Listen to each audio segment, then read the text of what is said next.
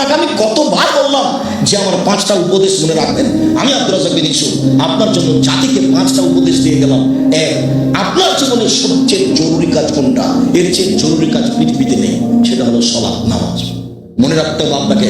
পৃথিবীবাসী, আমি আব্দুর রাজ্জাক বিন ইউসুফ আপনাদের দিনী ভাই হিসাবে, মহিলা পুরুষ সকলকে বলে যাচ্ছি, মানুষের জীবনের সবচেয়ে জরুরি কাজ পৃথিবীতে কাজ হিসাবে, কর্ম হিসাবে এর চেয়ে জরুরি কাজ পৃথিবীতে নাই। সেটা কি?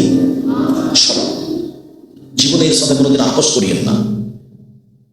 একে সত্যকে দমন করবেন, বলে আদায় করতে হবে। দুই, দ্বিতীয় পৃথিবীতে জরুরি কাজ হালাল রুজি।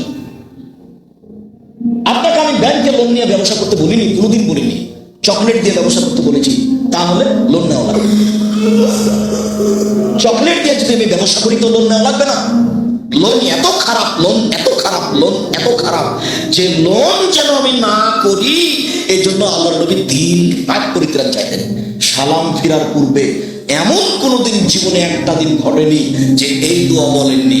দোয়ার শেষ বাক্যটা হচ্ছে আল্লাহুম্মা ইন্নী আউযু বিকা মিনাল মাকসামি ওয়াল মাগরাম। তোমার কাছে বাঁচতে চাই বড় পাপ হতে, তোমার কাছে বাঁচতে চাই ঋণ কর্জ হতে, তোমার কাছে বাঁচতে চাই বড় পাপ হতে, তোমার কাছে বাঁচতে চাই ঋণ কর্জ হতে, তোমার কাছে বাঁচতে চাই বড় পাপ হতে, তোমার কাছে বাঁচতে চাই ঋণ কর্জ হতে। এই বাক্যটা না বলে তিনি প্রতি সালাম ফেরেননি। এ কথা আয়েশা রাদিয়াল্লাহু তাআলা বলেন। সম্মানিত দিনী ভাই বোন, মানুষের জীবনের সবচেয়ে জরুরি কাজ হালাল রুজি। সত্যের কাছে টাকা নিয়ে জীবিকা করবেন না, ও কথা পুনরায় বলা লাগবে না।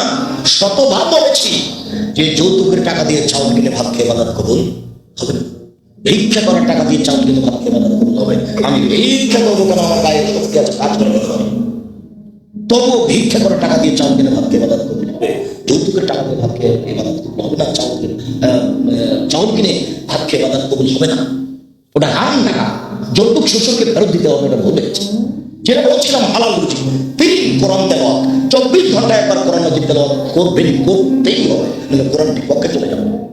বেশি না পড়লো কি বলেছি? সূরা ইখলাস 3 বার পড়েন, একবার কোরআন মাজিদ পড়েছেন নাকি? কেন পড়েন? আজকে বলেন তো আমি পড়েছি, বলেন এই ছেলে লাভে বলে আমি পড়েছি, একটু হিসাব হয় না। কেন পড়তে পারেন? কেন পড়তে পারেন না? কি সমস্যা পড়তে পারেন না? কেন পড়বেন না? সূরা ইখলাস আপনি 3 বার কেন পড়বেন না? নিজেকে মানুষ মনে করেন না? নিজেকে গরু ছাগল মনে করেন?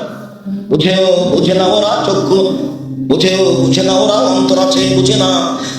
দেখে না ওরা চক্ষু আছে, দেখে না।